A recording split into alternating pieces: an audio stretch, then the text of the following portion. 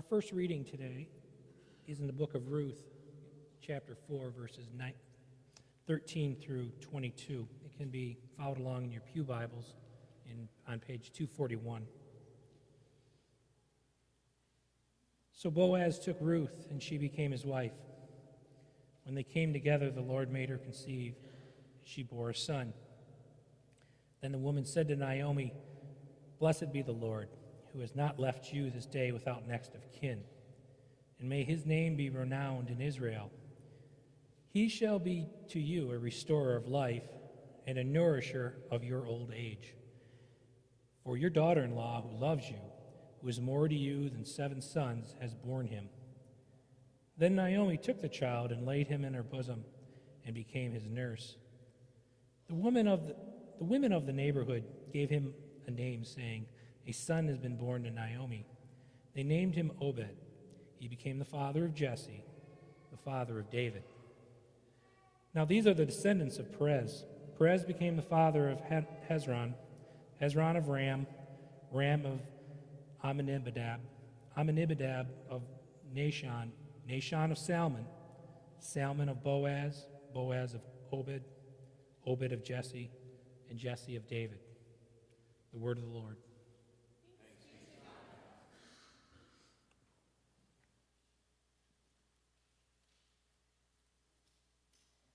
To stand for the reading of today's gospel.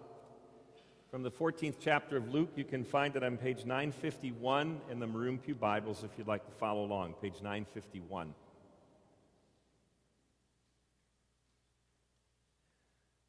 On one occasion, when Jesus was going to the house of a leader of the Pharisees to eat a meal on the Sabbath, they were watching him closely. When he noticed how the guests chose the places of honor, he told them a parable. "When you are invited by someone to a wedding banquet, do not sit down at the place of honor in case someone more distinguished than you has been invited by your host. And the host who invited both of you may come and say to you, 'Give this person your place.' Then in disgrace you would start to take the lowest place.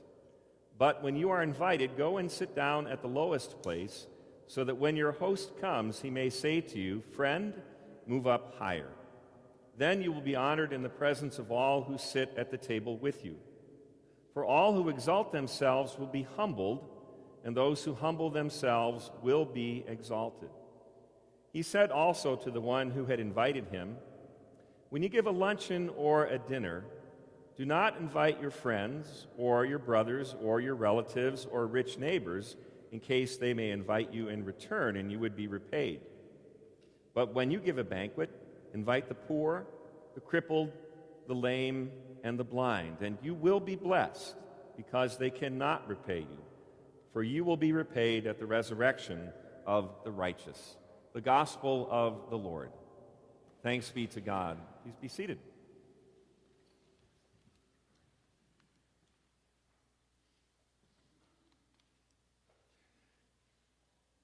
So, for reasons that I cannot quite recall, Pastor Lauren, Becky Gee, our Director of Worship, Music, and the Arts, and I decided that we would spend 3 Sundays of our summer series on the very interesting characters of the Old Testament and dedicate them to a teeny tiny book of 4 short chapters nestled between the book of Judges and 1 Samuel. It is the book of Ruth. And in your Maroon Pew Bibles, it takes up all of 4 pages. Actually, not quite 4 pages. This morning is the 3rd and, thankfully from my perspective, the final installment of our examination of the book of Ruth, and it is the final Sunday of our summer series. And what a wonderful way to end this series with a love story, with one of the most beautiful love stories in the Bible. It is the story of Ruth and Boaz. The only way to tell this story is, well, to tell it. Once upon a time, in the days when the judges governed, there was a famine in the land. And a certain man of Bethlehem in Judah went to sojourn in the land of Moab with his wife and 2 sons. That man was Elimelech, and his wife was Naomi. Their 2 sons were named Mahlon and Chilion. One day, Elimelech died, making his wife a widow with 2 sons to raise. The boys married Moabite women, meaning they were from a different tribe with different customs, and then, in a terrible twist of fate, both boys died, leaving their widowed mother Naomi in a strange land with only her 2 Moabite daughters-in-law, Ruth and Orpah. When Naomi heard that things had improved in her hometown of Bethlehem and that God had provided a good amount of food there, she decided to go home. Orpah remained in Moab at Naomi's behest, but Ruth would have nothing of it. Ruth loved her mother-in-law in an inexplicable way and was absolutely determined to go with her.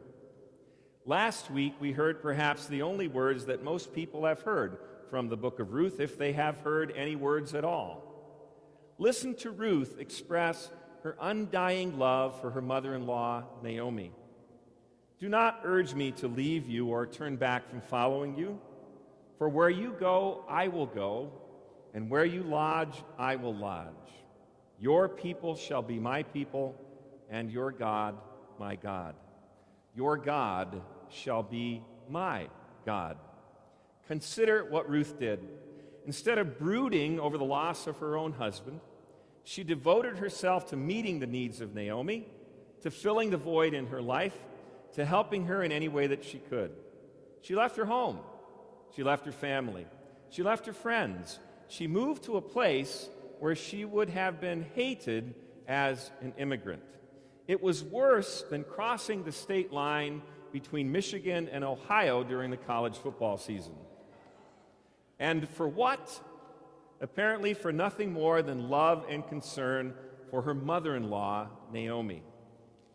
As Boaz would say later in the story, "All that you have done for your mother-in-law after the death of your husband has been fully reported to me, and how you left your father and your mother and your land of birth and came to a people that you did not previously know." Speaking of Boaz, what do we know about him? The story implies that Boaz is much older than Ruth. The storyteller doesn't let us know if Boaz was a bachelor or a widower. We do know that Boaz is a man who is faithful to the Lord, the God of Israel. Listen to him greet his workers in the field.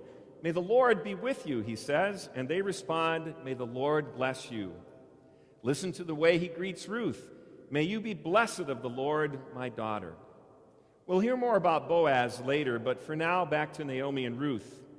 Having made their way to Bethlehem, they faced the problem of finding food to eat. Fortunately, the law of Moses provided for people in their predicament. According to the law of Moses, farmers were supposed to leave the corners of their grain fields untouched. They were to leave the gleanings for the poor, for foreigners, for widows, and for orphans. Leviticus 19 reads, "When you reap the harvest of your land, you shall not reap to the very edges of your field or gather the gleanings of your harvest. You shall not strip your vineyard bare or gather the fallen grapes of your vineyard. You shall leave them for the poor and the alien. I am the Lord your God." Naomi and Ruth certainly qualified to gather the gleanings from the fields and the vineyards.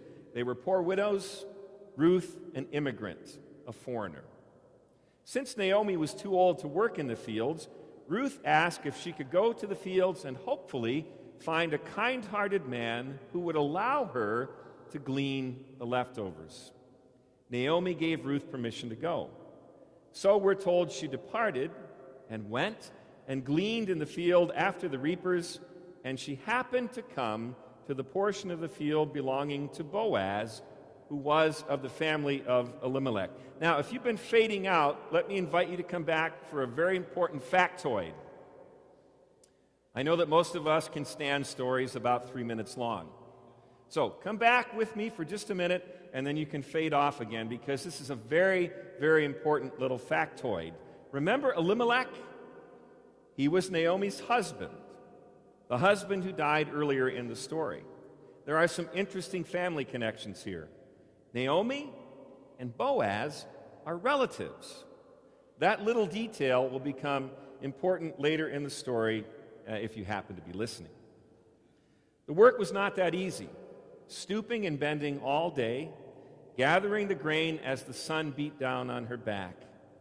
Apparently, some of the young men in the fields had designs on Ruth. As Boaz would say to her after he had noticed her, "Keep your eyes on the field and follow behind my young women. I have ordered the young men not to bother you." A couple of weeks ago, we talked about the fact that the Bible is full of interesting stories with intrigue and family plots and human sexuality and all sorts of stuff. Here it is again in living color. It was in the gleaning fields that Boaz first noticed Ruth. "Whose young woman is this?" he asked his servant, who was in charge. "She is the young Moabite woman who returned with Naomi from the land of Moab," he replied. Boaz was immediately kind to the young woman he had noticed in the field. He invited her to stay in his fields and glean as much as she wanted, and to drink freely from the water pitchers that he provided for his own workers. Now, we don't know if Ruth was especially attractive or not. The storyteller doesn't let us know, but it doesn't matter. I think we have to resist the urge to want to sort of overly sexualize this story. What matters is this budding relationship between Ruth, the young woman, and Boaz, the older man. As the story goes, she bowed low before Boaz in gratitude and said, "Why have I found favor in your sight that you should take notice of me, since I am a foreigner? I'm an immigrant. I'm a stranger." "Well, she says, "you've comforted me and have indeed spoken kindly to your maidservant, though I am not like one of your maidservants." The day wears on. Boaz seems to show more and more interest in this young immigrant woman. It's time for lunch. He invites him to join him and his workers, and he makes sure she gets all that she wants to eat. When she's finished eating and gets up to go back to work, Boaz says to his workers, "Let her glean even among the sheaves," meaning the good stuff, "and do not insult her. And also you shall purposely pull out for her some grain from the bundles and leave it that she may glean it and not rebuke her." He wants to give his very best to this young woman. The plot thickens as we wait to see who will ask whom to dance, so to speak. Will it be Ruth or will it be Boaz? At this point in the story, we're introduced to an ancient Jewish practice known as Levirate marriage. The first move will not be Ruth's or Boaz's. Enter Naomi again, the active, let's say, mother-in-law. The law of Moses required that a man to marry the childless widow of his dead brother. The first son born of that union would bear the dead brother's name and inherit the dead brother's property. We read about this in Deuteronomy 25 and Leviticus 25. It's called Levirate marriage, from a Hebrew word for brother. If no brother was available, a distant relative could be asked to fulfill this duty. For this to happen, the widow would have to let him know that he was acceptable to her, to be her kinsman, to be her provider, to look out for her. So the next move in the story is Naomi's. The widow who had been married to Elimelech, who was either the brother or the cousin of Boaz, depending upon which commentator you trust the most. But to make it interesting for the story today, let's make Elimelech and Boaz brothers, just for the story. Naomi told Ruth exactly what to do. Boaz would be sleeping on the threshing floor that night to protect his grain from thieves. After he went to sleep, Ruth would tiptoe in, uncover his feet, and lay down next to him. By doing this, she would be asking Boaz to be her kinsman redeemer, her provider, her protector. Again, I want to be careful not to overly sexualize what's going on here. Needless to say, Boaz was startled when he rolled over in the middle of the night and realized there was a young woman lying at his feet. "Who are you?" he asked. She said, "I'm Ruth, your maid. So spread your covering over your maid, for you are a close relative." And indeed, he was a close relative. So if Boaz places his cloak over Ruth, he will, in effect, be saying, "I am willing to become your protector. I am willing to become your provider." And for a foreign woman, an immigrant, perhaps even illegal, this is a big deal.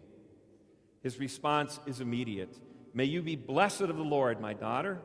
You have shown your last kindness to be better than the first by not going after young men, whether poor or rich. And now, my daughter, do not fear. I will do for you whatever you ask, for all my people in the city know that you are a woman of excellence. And so Ruth sleeps at his feet until morning. So, in the interest of time, we fast forward to chapter 4. Boaz takes Ruth. She becomes his wife. They have sexual intercourse. The Lord enables Ruth to conceive, and she gives birth to a son.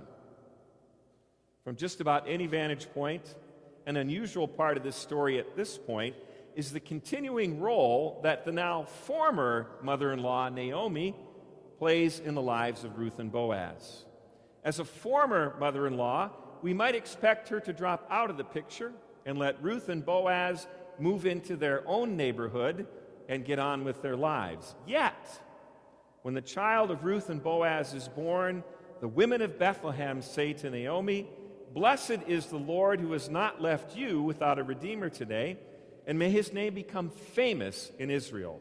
May he also be to you a restorer of life and a sustainer of your old age. For your daughter-in-law, who loves you and is better to you than 7 sons, has given birth to him." Naomi took the baby, cared for him, and the neighbor women said, "A son has been born to Naomi." Imagine that. They all considered that baby to be Naomi's child, and Ruth and Boaz seem okay with it. Boaz continued to provide for Naomi until her death, and Ruth's love for Naomi never waned. Well, it's a lovely story, but so what? What's the point? When we go back to the words spoken by the women of Bethlehem to Naomi, we begin to see why this story matters. Blessed is the Lord, who has not left you without a redeemer today, and may his name become famous in Israel. So who was this child whose name would become famous in Israel? His name was Obed. He becomes the father of Jesse, who becomes the father of David, Israel's greatest king, who becomes the father of and on and on and on until this. I'd like you to humor me for just a minute and pick up your Bibles to page 877, the very first page of the Gospel of Matthew. And we're going to begin to see why this story even matters, why it's in the canon of Scripture, and why Ruth and Boaz and Naomi and Elimelech and all of those characters matter at all. On page 877, verse 5 of chapter 1 of Matthew, we're going to pick it up in the middle of this genealogy. We could talk about this genealogy for hours, but we won't. Salmon, the father of Boaz by Rahab, and Boaz, the father of Obed, by Ruth, there they are, and Obed, the father of Jesse, and Jesse, the father of King David. And David was the father of Solomon by the wife of Uriah. There's drama in that I don't have time to go into. And so on, and so on, and so on. And finally, verse 16, Jacob, the father of Joseph, the husband of Mary, of whom Jesus was born, who is called the Messiah. So, a Moabite woman, hang with me for just 2 more minutes. A Moabite woman, a foreigner, an immigrant, is included in the genealogy of Jesus. Not only is she a foreigner, she is a woman. Rahab and Tamar, also interesting stories, women included in this genealogy. And so we are here today in part because a Moabite woman, a foreigner, Ruth, comes together with Boaz, the faithful older man. They beget a child, and it goes on and on and on. So this teeny tiny book really is important. It's a part of God's salvation story. It's a part of the way that God continues to write history until finally Jesus comes. And so we really are here in part because of Naomi and Elimelech, and Chilion, Mahlon, and Ruth and Boaz, and everybody else. We are here because of their story, and Jesus came out of that lineage. So, in spite of my somewhat cynical view about doing 3 weeks on Ruth, it really is an important book. And Ruth and Boaz and all of them are a part of our story too. Jesus comes through that line to save us and to make us a part of the story as well. You are a part of that story, whatever your name is.